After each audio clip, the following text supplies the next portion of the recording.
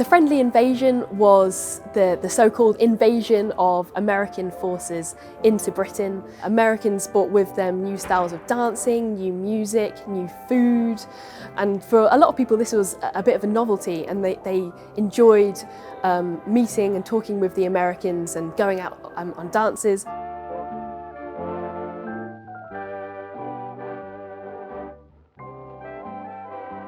Accommodation at Bushy Park would have been quite primitive. It was all temporary accommodation that was erected very quickly, and it would have mainly consisted of cinder block buildings known as Maycrete huts, and also Nissen huts, which were basically big tin cans split in half.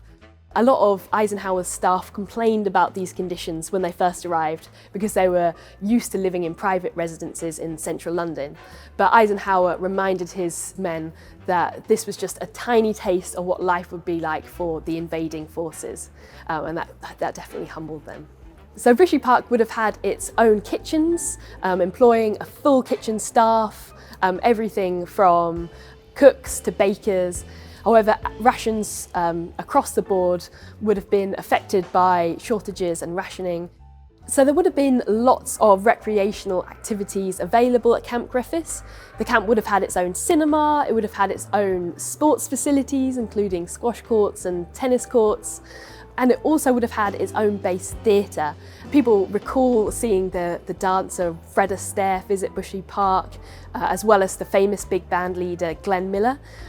Due to the proximity to London, a lot of these acts could get out to Bushy Park quite easily.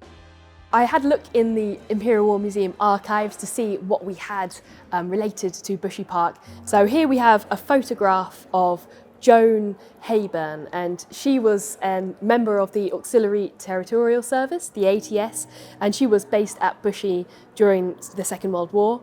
And she recalled how on D-Day the whole camp was confined to barracks, and she lived next door to some Americans, and she said how everyone kind of got together and waited in anticipation as they heard about the invasion. Everyone was in it for the same reasons. Everyone was fighting for a common cause. And actually, in a lot of cases, romance blossomed. Over 60,000 women married Americans during the Second World War. There's one story actually from Bushy Park of a British woman called Renee, and she was stationed at Bushy, and she was a stenographer, and she met an American man whilst based at Bushy, and he was also working for SHAEF, and they quickly got married. But when they returned back to Bushy, they were told that Renee wouldn't be able to go overseas with the unit because they weren't allowed to have married couples serving in the same unit.